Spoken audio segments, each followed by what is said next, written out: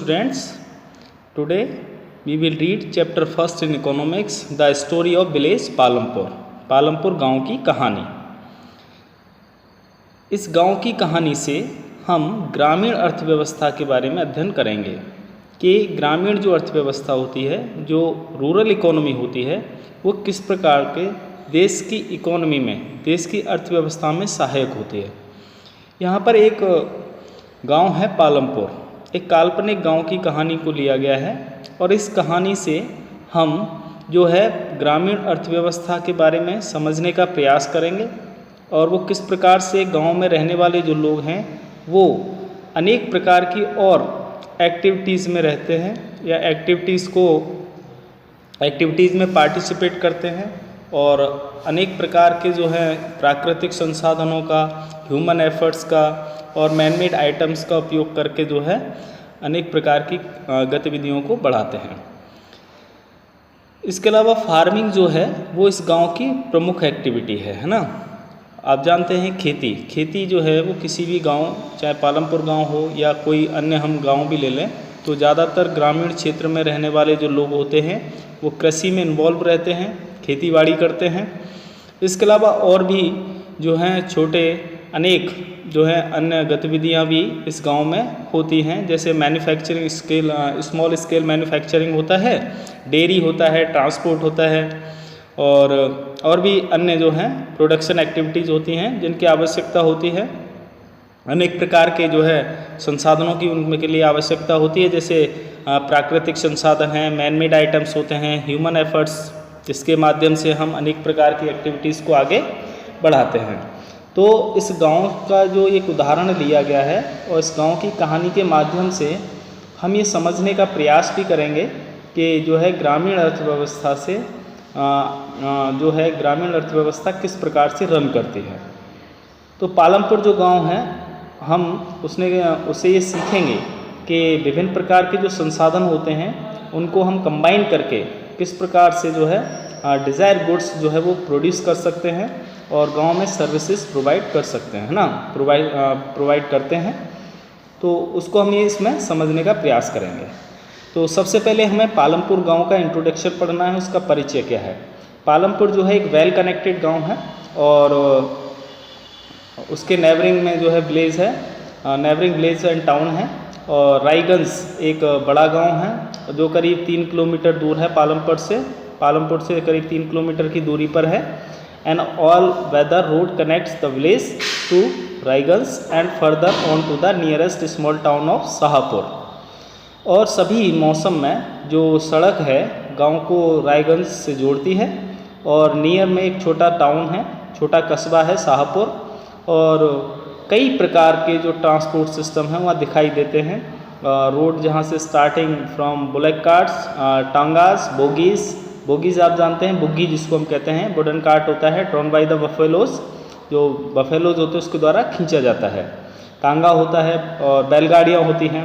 Loaded with jaggery क्या होता है, गुड़ जो होता है उसको जैगरी कहा जाता है, यानी जैगरी से लदी हुई जो गाड़ियाँ हैं। And other commodities to motor vehicles like motorcycle, jeep, tractor and trucks.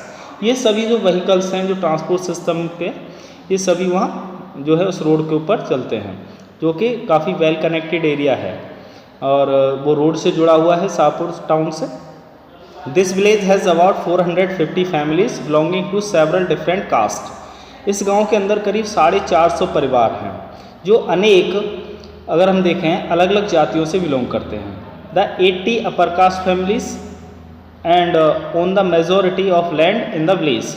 उनमें से 80 परिवार जो हैं वो अपर कास्ट फैमिली से बिलोंग करते हैं और ज़्यादातर जो गांव की भूमि है वो उनके पास है। Their houses some of them quite large, और उनके जो घर हैं कुछ के काफ़ी बड़े हैं। Are made of brick with cement plastering, और उनके जो घर हैं वो ईंट से बने हुए हैं, पक्की ईंट से बने हुए हैं और सीमेंट से प्लास्टर से हैं, सीमेंट के प्लास्टर भी उसके ऊपर हुआ है। द एससीज, जिसको हम दलित कहते हैं, schedule caste, comprise 1/3 of the population and live in one corner of the village.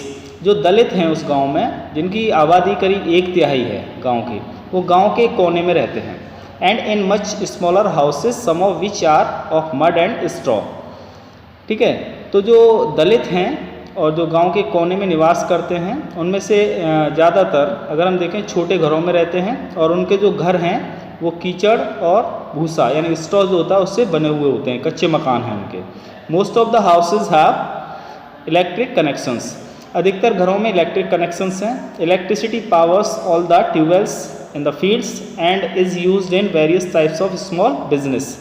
जो इलेक्ट्रिसिटी पावर है वो उससे ट्यूबवेल्स भी चलाए जाते हैं खेतों में, और इलेक्ट्रिसिटी जो पावर होता है उससे ट्यूबवेल चलते हैं खेतों में, और उनका उपयोग अनेक प्रकार के छोटे बिजनेसेस में भी किया जाता है।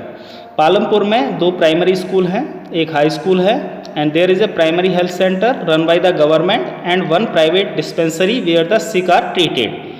दैट मीन्स पालमपुर जो है वहाँ पे 2 प्राइमरी स्कूल हैं, उनमें से एक हाई स्कूल है, और जो एक प्राइमरी हेल्थ सेंटर भी है जो सरकार के द्वारा चलाया जाता है, और एक प्राइवेट डिस्पेंसरी है जहाँ पर मरीजों का ट्रीटमेंट किया जाता है या इलाज किया जाता है।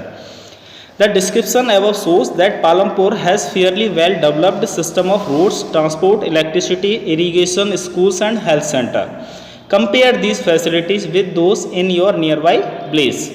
ये जो भी डिस्क्रिप्शन ऊपर दिया गया है और उसमें दिखाया गया है कि जो पालमपुर है वो बहुत ही अच्छा, एक वेल डेवलप्ड, एक बहुत ही विकसित गांव है। वहाँ पर अच्छी रोड्स हैं, ट्रांसपोर्ट फैसिलिटीज़ हैं, इलेक्ट्रिसिटी है, इरिगेशन फैसिलिटीज़ हैं, स्कूल्स हैं, हेल्थ सेंटर हैं, और इसको आप अपने किसी भी नज़दीकी गांव से कंपेयर कर सकते हैं। अगर आप किसी गांव में रहते हैं या आप गांव के निवासी हैं तो आप अपने गांव में भी ये सारी सुविधाएं अगर देखते हैं तो आप उसको कह सकते हैं कि वो बहुत ही एक डेवलप, एक बहुत ही विकसित गांव है। और अगर आप शहर में रहते हैं और अगर आप किसी गांव का विज़िट करते हैं तो उस गांव के अंदर आप ये सारी फैसिलिटीज़ जब देखेंगे तो आपको ये फील होगा कि वास्तविकता में ये गांव जो है काफ़ी डेवलप है। The story of Palampur, an imaginary village, will take us through the different types of production activities in the village. Palampur गांव की जो कहानी है वो एक काल्पनिक गांव है और उसको जो लिया गया है एक तरीके से, वहाँ अलग अलग प्रकार की जो प्रोडक्शन एक्टिविटीज़ हैं गांव में इन विलेजेस अक्रॉस इंडिया, पूरे अगर भारत में देखें जहाँ भी गांव हैं, farming is the main production activity. The other production activities refer to as non-farm activities include small manufacturing, transport, shopkeeping, etc.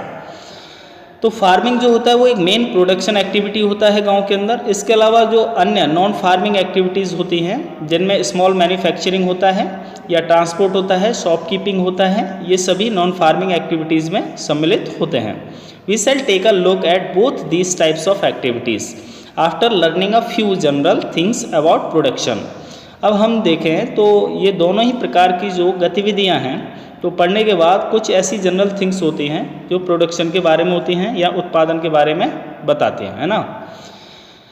Now we will read organisation of production. यानी production जो होता है, जो हम जिसको क्या कहते हैं, उत्पादन जिसको कहते हैं, उत्पादन का जो संगठन होता है वो किस प्रकार से होता है। क्योंकि हमने पहले भी पढ़ा है, 8th क्लास में आपने पढ़ा होगा इकोनॉमिक एक्टिविटीज़ के बारे में कि कौन कौन सी आर्थिक गतिविधियां होती हैं। एक प्राइमरी एक्टिविटी होता है, दूसरा सेकेंडरी होता है और तीसरा टर्सरी एक्टिविटीज़ होती हैं। तो फार्मिंग जो होता है वो प्राइमरी एक्टिविटी होता है, जैसे फार्मिंग हो गया और आपका माइनिंग हो गया, ये सभी प्राइमरी एक्टिविटीज़ में सम्मिलित होते हैं। दूसरा होता है हमारा सेकेंडरी एक्टिविटी। तो जो सेकेंडरी एक्टिविटी होता है उसमें हमारी इंडस्ट्री आती है ना। जो हमारा इंडस्ट्री है वो सेकेंडरी एक्टिविटी होता है। और टर्सरी एक्टिविटीज़ में जो हमारे सर्विस सेक्टर्स होते हैं, जो सर्विस प्रोवाइडर्स होते हैं, वो सभी हमारे किस में आते हैं, जो है टर्सरी एक्टिविटीज़ में इंक्लूडेड होते हैं। तो हम ऑर्गेनाइजेशन ऑफ प्रोडक्शन किसको कहते हैं, यानी कि जो उत्पादन किया जाता है उसको हम कैसे संगठित कर सकते हैं, उसका संगठन कैसे बना सकते हैं। तो the aim of production is to produce the goods and services that we want. तो प्रोडक्शन का जो एम होता है वो क्या एम होता है कि माल का उत्पादन करना और जो सर्विसेज जो हम लोग चाहते हैं, यानी माल का उत्पादन कैसे हो और हम कौन कौन सी सर्विसेज, कौन कौन सी सेवाएं चाहते हैं। There are 4 requirements for production of goods and service. यानी प्रोडक्शन जब हम करते हैं गुड्स एंड सर्विसेज का, यानी कि माल और सेवाओं का जो प्रोडक्शन होता है उसकी 4 रिक्वायरमेंट्स होती हैं। The first requirement is land. सबसे पहले हमें भूमि की आवश्यकता होती है, and other natural resources such as water, forest and minerals. तो सबसे पहली रिक्वायरमेंट क्या है, भूमि है। और अन्य जो हमें प्राकृतिक संसाधन जो होते हैं, जैसे पानी होता है, फॉरेस्ट होता है, मिनरल्स होता है, उनकी भी रिक्वायरमेंट होती है। सेकेंड रिक्वायरमेंट क्या होती है? लेबर होता है। तो फर्स्ट रिक्वायरमेंट क्या हुई हमारी? फर्स्ट रिक्वायरमेंट क्या हुई? तो फर्स्ट रिक्वायरमेंट अगर आप देखेंगे तो फर्स्ट रिक्वायरमेंट क्या हो गई? लेबर, ठीक है। सेकेंड रिक्वायरमेंट क्या अगर हम देखें तो फर्स्ट में हमारा लैंड आता है, सॉरी फर्स्ट रिक्वायरमेंट क्या हो गया हमारा? फर्स्ट रिक्वायरमेंट लैंड हुआ, ठीक है। और सेकेंड रिक्वायरमेंट क्या हुआ हमारा? लेबर, यानी लेबर जो होता है वो क्या होता है हमारा? सेकेंड रिक्वायरमेंट होता है। That is people who will do the work, ठीक है। जो सेकेंड रिक्वायरमेंट है वो लेबर होता है, यानी श्रम। जैसे पीपल जो काम करना चाहते हैं या जो काम करेंगे, ठीक है। और some production activities require highly educated workers to perform the necessary task. कुछ जो प्रोडक्शन एक्टिविटीज़ होती हैं उनके लिए हमें हाई एजुकेटेड पीपल्स की नीड होती है, उनकी आवश्यकता होती है, जिससे कि वो कोई भी ऐसा जो टास्क है उसको अच्छी तरीके से उसको परफॉर्म करने के लिए उनकी नीड है, तो उनकी आवश्यकता होती है। अदर जो एक्टिविटीज़ हैं require workers who can do manual work, और जो अन्य प्रकार की जो एक्टिविटीज़ होती हैं उनके लिए इस प्रकार के वर्कर्स की आवश्यकता होती है जो मैनुअल वर्क कर सकते हैं, ठीक है। Each worker is providing the labour necessary for production, और जो प्रत्येक वर्कर होता है उसको लेबर करने की आवश्यकता होती है क्योंकि उसको प्रोडक्शन करना है, यानी उत्पादन करने के लिए जो सबसे आवश्यक होता है वो क्या होता है? लेबर होता है, ठीक है। तो लेबर की नीड होती है। तीसरा जो रिक्वायरमेंट है, जो थर्ड रिक्वायरमेंट है वो क्या है? Physical capital. यानी फिजिकल कैपिटल किसको कहते हैं? फिजिकल कैपिटल का मतलब होता है भौतिक पूंजी। तो फिजिकल कैपिटल का मतलब है भौतिक पूंजी, जो तीसरी रिक्वायरमेंट है। The variety of inputs required at every stage during production, यानी कि प्रोडक्शन के प्रत्येक स्टेज पर, प्रत्येक स्तर पर जो है हमें अलग अलग प्रकार के इनपुट्स की, वैरायटी ऑफ इनपुट्स की क्या होती है? नीड होती है, ठीक है।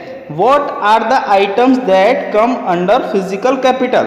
तो किस प्रकार के जो आइटम्स हैं जो कि फिजिकल कैपिटल के अंदर आते हैं या फिजिकल कैपिटल के अंदर उनकी नीड होती है। तो सबसे पहले टूल्स, मशीन्स, बिल्डिंग्स, ये क्या होते हैं? ये फिजिकल कैपिटल में आते हैं। एक बार मान लीजिए, एग्जाम्पल के लिए समझ लिए, आपने कोई काम खोला, जैसे एक मोटरसाइकिल बनाने वाला एक मैकेनिक है। अब उसको मोटरसाइकिल बनाने का काम आता है, वो उसमें एक्सपर्ट है। अब उसको मोटरसाइकिल बनाने के लिए, है ना, उसको टूल्स की ज़रूरत होगी, है ना। पहले तो उसको एक क्या चाहिए? शॉप चाहिए, है ना। शॉप यानी बिल्डिंग हो गया। अब जब उसको शॉप मिल गया तो उसको फिर कुछ टूल्स या मशीन्स की नीड होगी। वो एक बार जो भी आइटम्स खरीदेगा, जो भी टूल्स खरीदेगा, वो उसको काफ़ी लंबे समय तक वो क्या करेंगे? कार्य करेंगे। दूसरा उदाहरण हम जैसे समझ सकते हैं कि जैसे किसान खेती करता है, तो किसान को खेती करने के लिए अब ट्रैक्टर की नीड होती है ना, क्योंकि ट्रैक्टर से क्या है? वो जोताई कर सकता है, बुवाई कर सकता है ना, थ्रेशिंग कर सकता है, हार्वेस्टिंग कर सकता है, ठीक है। तो बहुत सारी नीड उसकी जो है ट्रैक्टर के साथ जो और भी अलग इम्प्लीमेंट्स होते हैं, जो एग्रीकल्चरल इम्प्लीमेंट्स होते हैं, उनकी सबकी नीड होती है। तो वो एक बार जब उनको खरीद लेता है तो उसका पैसा एक तरीके से वो फिजिकल कैपिटल माना जाता है, क्योंकि वो फिजिकल कैपिटल हो गया। उसके पास जो पैसा पहले से था वो उसने किस में खरीद लिया? वो उसने बिल्डिंग, अगर हम कहें तो टूल्स यानी कि औजार खरीदने में खर्च किया। तो टूल्स और मशीन्स जो होते हैं range for very simple tools such as a farmer's plough to sophisticated machines such as generators, turbines, computers etcetera. Tools, machine, buildings can be used in production over many years and are called fixed capital, ठीक है ना। तो tools, machine, buildings ये सभी जो आते हैं जिनका हम काफ़ी लंबे समय तक प्रयोग कर सकते हैं, ठीक है। जैसे कंप्यूटर भी होता है, जनरेटर्स होता है, टर्बाइंस होता है, टूल्स होता है, मशीन्स होती हैं, बिल्डिंग्स, ये सभी इसको हम काफ़ी लंबे समय तक प्रयोग कर सकते हैं प्रोडक्शन के लिए। तो उसको क्या कहा जाता है? फिक्स्ड कैपिटल कहा जाता है। और ये आपको याद रखना है, ठीक है। ये बहुत इंपॉर्टेंट टर्म है। पहले जैसे मैंने फिजिकल कैपिटल बताया, ठीक है, जैसे ऊपर बताया था मैंने कि फिजिकल कैपिटल क्या होता है, जिसमें हमें अनेक प्रकार के वैरायटी ऑफ इनपुट्स की नीड होती है। तो वो प्रोडक्शन के टाइम तो उसको फिजिकल कैपिटल कहा जाता है, यानी पैसे की नीड होती है। जब पैसा हम उसमें इन्वेस्ट करेंगे तभी तो हमें वहाँ अच्छा जो है रिटर्न मिलेगा ना। फिक्स्ड कैपिटल क्या होता है? जो चीज़ें हमने एक बार खरीद ली और खरीदने के बाद हम उसका एक लंबे समय तक क्या करते हैं? उपयोग करते हैं। जब हम काफ़ी लंबे समय तक उपयोग करते हैं तो वो हमारे लिए एक फिक्स कैपिटल के रूप में काम करता है। सेकंड पॉइंट है आपका raw materials and money in hand, यानी कि जो कच्चा माल है और जो हमारे हाथ में पैसा है, ठीक है। Production requires a variety of raw materials such as the yarn used by the weaver and the clay used by the potter. जैसे रॉ मटेरियल की हम बात कर रहे हैं, किसी भी प्रोडक्ट कोई भी प्रोडक्ट तैयार करने के लिए सबसे पहले हमें रॉ मटेरियल की नीड होती है, और रॉ मटेरियल खरीदने के लिए हमें पैसे की आवश्यकता होती है। जैसे जो अगर मान लीजिए कोई वीवर है, कोई भी जुलाहा है, उसको धागा तैयार करने के लिए यार्न की नीड होगी, है ना। यार्न यानी जो धागा होगा, धागे से वो क्या बना सकता है, कपड़ा बन सकता है, तो उसको नीड क्या होगी, यार्न की नीड होगी। तो यार्न की जो नीड होगी, यार्न उसके लिए क्या हो गया, रॉ मटेरियल हो गया। अब जैसे कुम्हार होता है, पॉटर होता है ना, पॉट बनाने वाला, तो उसको क्ले की आवश्यकता होती है, तो क्ले खरीदने के लिए उसको पैसा चाहिए, जब उसको क्ले खरीद लेगा तो उससे वो पॉट तैयार कर सकता है। तो also some money is always required during production to make payments and buy other necessary items, ठीक है। तो जो कुछ पैसा है उसको उसकी सदैव आवश्यकता होती है ड्यूरिंग प्रोडक्शन टाइम, है ना, जिससे कि वो पेमेंट से क्या कर सकता है, अन्य और आवश्यक आइटम्स खरीद सकता है। Raw materials and money in hand are called working capital. तो जो रॉ मटेरियल्स होता है और जो पैसा होता है ना, मनी इन हैंड होता है, उसको हम क्या कहते हैं, वर्किंग कैपिटल कहते हैं। वर्किंग कैपिटल क्या होता है, कार्यशील पूंजी, यानी उसको कार्यशील पूंजी कहा जाता है। जैसे मान लीजिए कि कोई फैक्ट्री है ना, कोई जैसे फर्नीचर फैक्ट्री है, तो उसके अंदर फर्नीचर तैयार किया जा रहा है, तो फर्नीचर के लिए हमें लकड़ी की आवश्यकता होगी, तो लकड़ी हमारे लिए क्या हो गया, रॉ मटेरियल हो गया। अब खाली लकड़ी से हम फर्नीचर तैयार नहीं कर सकते, उसके साथ अगर मान लीजिए हमें कोई विंडो बनानी है, या हमें कोई टेबल तैयार करना है, या हमें चेयर तैयार करना है, तो उसके लिए हमें कुछ जो है और अन्य आइटम्स भी चाहिए, तो उनके लिए हमें पैसे की नीड होगी। तो वो जो पैसा है, जो हमारे हाथ में जो पैसा है, जिससे हम और भी आइटम्स खरीद सकते हैं, और हमारे पास जो रॉ मटेरियल्स होता है उसको हम क्या कहते हैं, वर्किंग कैपिटल कहते हैं। Unlike tools, machine and buildings, these are used up in production. इसके अतिरिक्त जैसे अगर हम देखें तो टूल्स होता है, मशीन्स होता है, बिल्डिंग्स होती हैं, जिनका उपयोग हम सभी क्या करते हैं, प्रोडक्शन में करते हैं, ठीक है ना। तो ये सारी चीज़ें जो हैं किसी भी प्रोडक्शन के लिए आवश्यक होती हैं। There is a fourth requirement too. अब इसके अलावा चौथी क्या रिक्वायरमेंट है, you will need knowledge and enterprise to be able to put together land, labour and physical capital and produce an output either to use yourself or to sell in the market. तो जो चौथी requirement भी है, वो चौथी requirement क्या है, आपको नॉलेज, है ना, नॉलेज की भी नीड होगी, ठीक है, और जिससे कि आप एबल हों, उसके साथ साथ लैंड के साथ लेबर और फिजिकल कैपिटल के साथ साथ कि आप जो प्रोडक्शन कर रहे हैं, जो भी आप आउटपुट निकाल रहे हैं, उसको मार्केट में सेल करना है। हमने प्रोडक्शन तैयार किया, है ना, कोई भी माल तैयार कर लिया, अब माल तैयार करके हम उसको क्या करना है, मार्केट में सेल करना है। तो मार्केट में सेल करने की भी नीड है, तो ये भी एक रिक्वायरमेंट है, क्योंकि अगर माल नहीं बिकेगा तो हमारा जो प्रोडक्शन है उससे हमारी अर्निंग नहीं होगी, क्योंकि हमने जो भी माल तैयार किया है उसे हमें मार्केट में भी क्या करना है, सेल करना है, बेचना है। these days is called human every, you know, these days is called human capital, है ना, तो उसको हम क्या कहते हैं, ह्यूमन कैपिटल कहते हैं। We shall learn more about human capital in the next chapter, यानी कि हम जो है ह्यूमन कैपिटल के बारे में अगले अध्याय में विस्तार से पढ़ेंगे, ठीक है। In the picture identify the land, labour and fixed capital used in production. इस पिक्चर में आप ये आइडेंटिफाई कर सकते हैं, पहचान कर सकते हैं कि भूमि यानी कि लैंड, लेबर और जो फिक्स्ड कैपिटल है उसका उपयोग प्रोडक्शन में किया जा रहा है, ठीक है। एक फैक्ट्री है ना, with several labourers and machines. एक फैक्ट्री के अंदर अनेक जो हैं लेबरर्स होते हैं, श्रमिक होते हैं, और मशीन्स होती हैं जिनके माध्यम से वहाँ पे क्या किया जाता है, प्रोडक्शन किया जाता है। Every production is organised by combining land, labour, physical capital and human capital. तो जो प्रत्येक प्रोडक्शन होता है उसको संगठित किया जाता है किसके द्वारा, भूमि के द्वारा, श्रम के द्वारा और भौतिक पूंजी के द्वारा, और अगर हम देखें मानव पूंजी के द्वारा। तो उसी को हम क्या कहते हैं, फैक्टर्स ऑफ प्रोडक्शन कहते हैं, उसको हम क्या कहते हैं, फैक्टर्स ऑफ प्रोडक्शन कहते हैं। As we read through the story of Palampur, we will learn more about the first three factors of production, For convenience, we will refer to the physical capital as the capital in this chapter. जैसा हमने पढ़ा पालमपुर की कहानी के बारे में, तो हम ये भी सीखेंगे कि पहले जो 3 फैक्टर्स हैं प्रोडक्शन के, है ना, तो convenience, for the convenience we will refer to the physical capital. तो सबसे पहले हम क्या करेंगे, फिजिकल कैपिटल को रेफर करेंगे, है ना। कैपिटल को का मतलब क्या होता है वो हम इस अध्याय में पढ़ेंगे, हैं। Now we will read farming in Palampur. अब हम चर्चा करेंगे फार्मिंग की, यानी पालमपुर के बारे में हम पढ़ रहे थे, तो पालमपुर में जो है फार्मिंग क्या है, एक मेन एक्टिविटी है। ज़्यादातर लोग जो है वो क्या करते हैं, फार्मिंग करते हैं।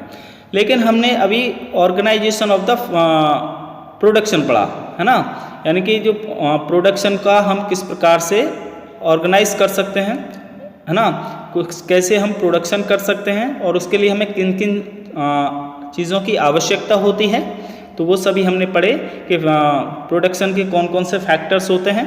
तो इनमें सबसे पहले हमने पढ़ा था कौन सा फैक्टर होता है, लैंड होता है, लेबर होता है, फिजिकल कैपिटल होता है, फिक्स्ड कैपिटल होता है, वर्किंग कैपिटल होता है और ह्यूमन कैपिटल होता है। तो ये सभी जो है ना वो इम्पोर्टेंट टर्म्स हैं, और ये सभी जो इम्पोर्टेंट टर्म्स हैं ये हमें पता होनी चाहिए कि फिजिकल कैपिटल क्या है, फिक्स्ड कैपिटल क्या है, ठीक है ना, और ह्यूमन कैपिटल क्या है, वर्किंग कैपिटल क्या है। तभी हम जो है किसी भी इकोनॉमी को समझ पाएंगे और किसी भी प्रोडक्शन के बारे में समझ पाएंगे। जो भी प्रोडक्शन हो रहा है, चाहे कि वो किसी भी फैक्ट्री के अंदर हो रहा है या वो स्मॉल स्केल में हो रहा है, जब मोस्टली जैसे स्मॉल स्केल जो इंडस्ट्रीज़ होती हैं, स्मॉल स्केल होता है, लार्ज स्केल होता है, तो ये कॉटेज इंडस्ट्रीज़ होते हैं, तो ये कहीं ना कहीं इन्हीं फैक्टर्स के ऊपर कार्य करते हैं। तो उसके बारे में हम समझ चुके हैं और हमें इसके बारे में और पढ़ना है, ठीक है। लेकिन अब हम जो चर्चा करने करेंगे वो हम करेंगे फार्मिंग इन पालमपुर, यानी कि पालमपुर में कृषि, ठीक है। तो ये हम नेक्स्ट टॉपिक में ये चर्चा करेंगे।